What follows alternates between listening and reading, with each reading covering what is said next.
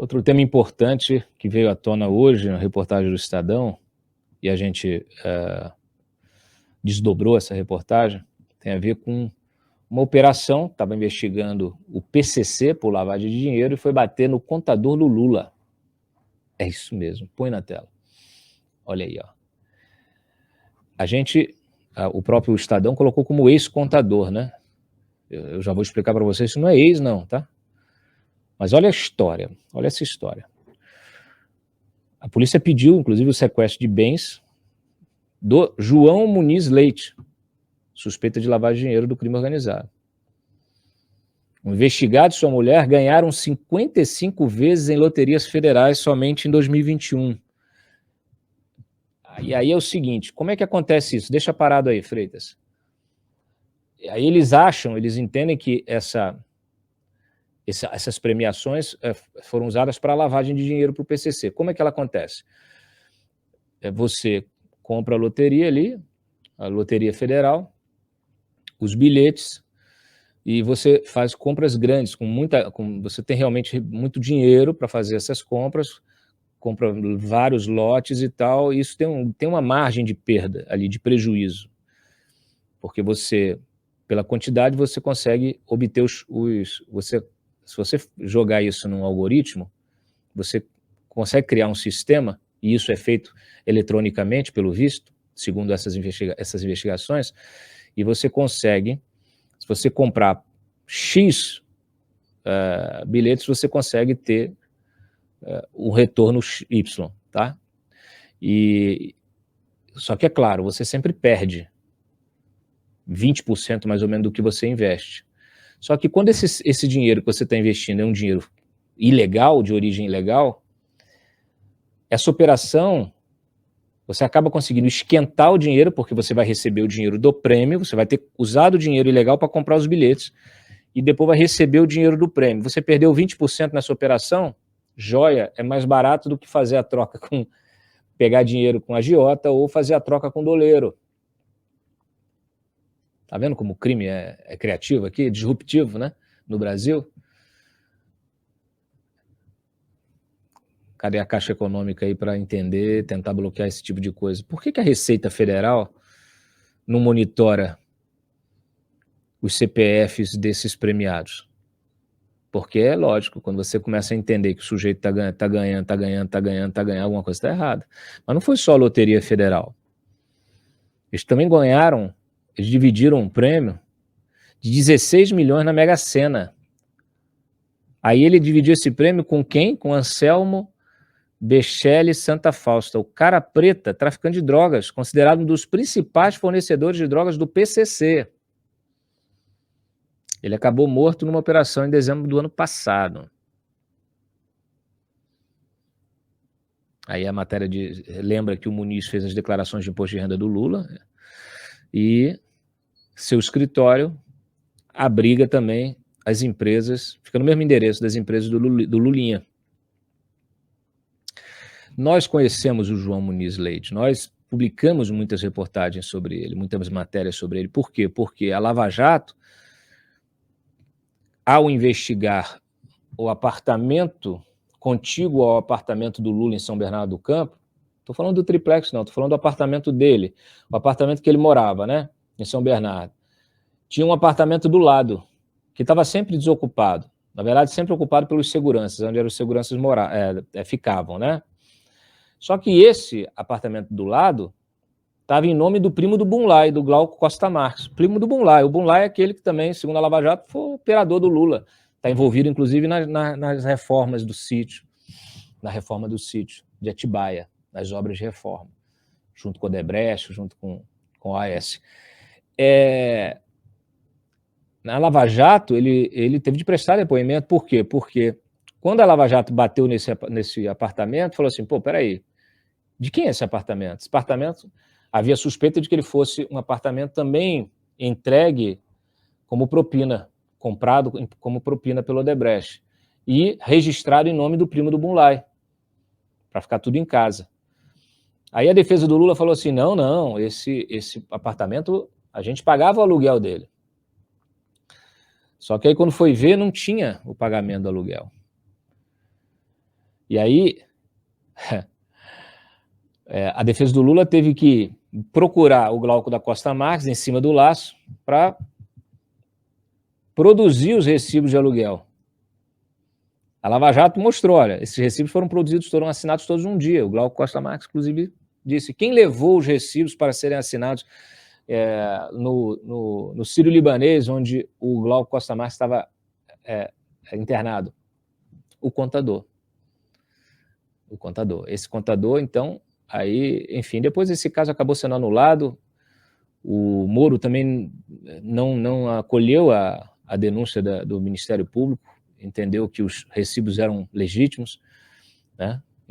Apesar de terem sido ideologicamente forjados, eles eram todos assinados, claro, eram recibos de verdade, mas eram recibos que tinham sido produzidos, segundo os procuradores, posteriormente, recibos de pagamento de aluguel que foram depois feitos para justificar aqueles anos em que o apartamento foi alugado, tá certo? Então, assim, essa era a denúncia que depois acabou sendo arquivada. Só que esse contador tem uma relação longa. A gente deu o depoimento dele, tem os vídeos todos. Se vocês jogarem na nossa busca, tem uma série de matérias. E aí eu lembrei aqui, olha, põe ali o contador. Porque esse contador, ele presta serviço, já prestava serviço. Naquela ocasião, ele já vinha prestando serviço, havia 14 anos para o Roberto Teixeira. O Roberto Teixeira, que é o compadre do Lula, advogado, sogro do Zanin, e é também apontado pela Lava Jato em várias investigações como outro operador do Lula, aquele que cuida do patrimônio.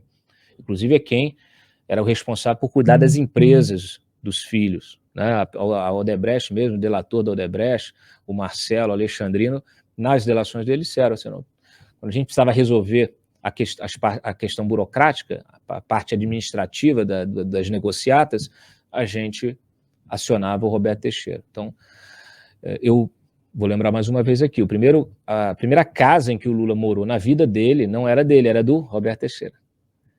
Não era dele, né? Era do Roberto Teixeira. Estava em nome do Roberto Teixeira. Então, assim, é uma constante. E eu estou falando aqui da década de 90, tá? No início da década de 90. Quiçá, final da década de 80.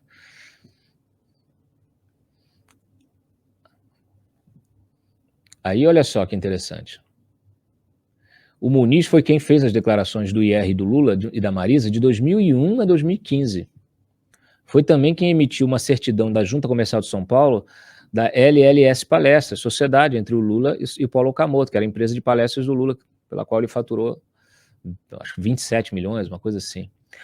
Ele prestou serviço de contabilidade para a empresa Mito Participações, não é piada não, que é do Roberto Teixeira, e abriu uma empresa de Fernando Bittar, que é um dos donos formais do sítio de Atibaia, um dos sócios do Lulinha, uma espécie de filho do Jacob Bittar, que foi criado com os filhos do Lula como se fosse filho também, né?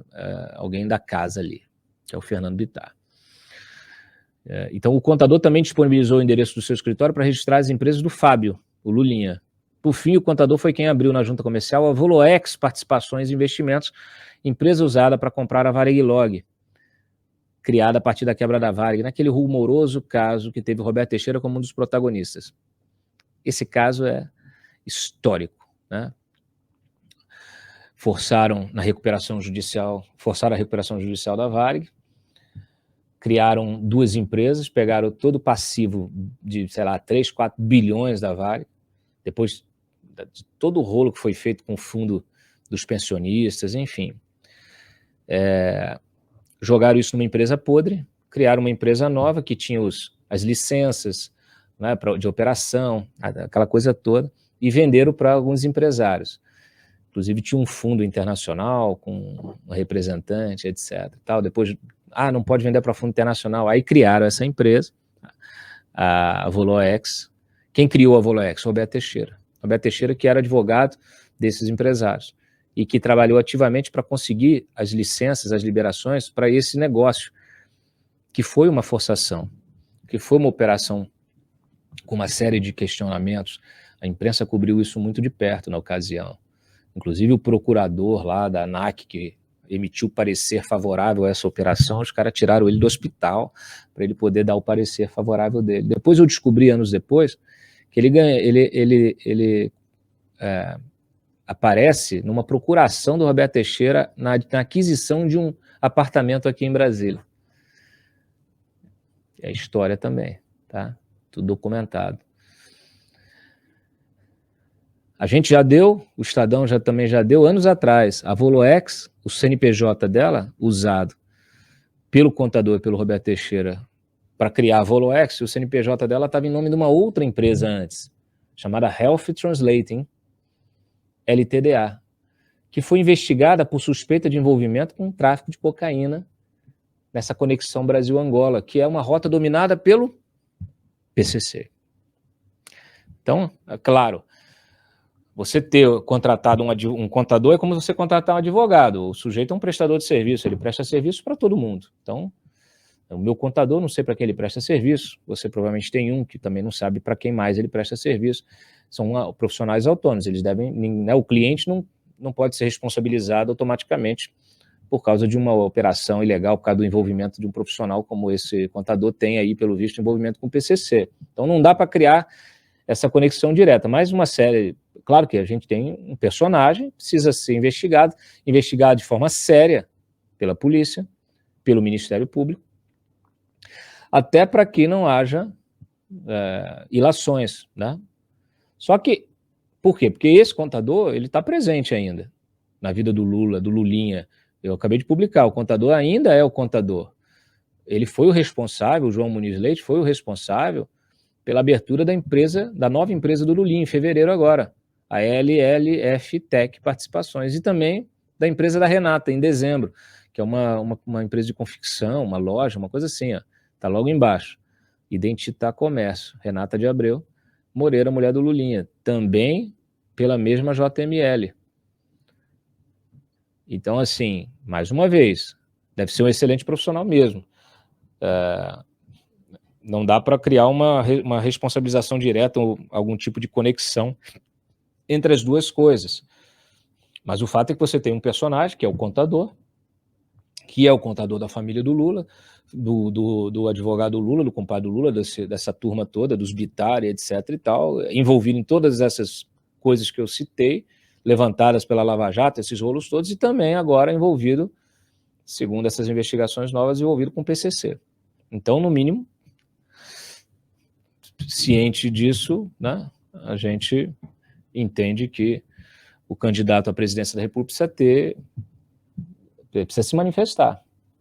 Não se manifestou. Até agora, silêncio absoluto.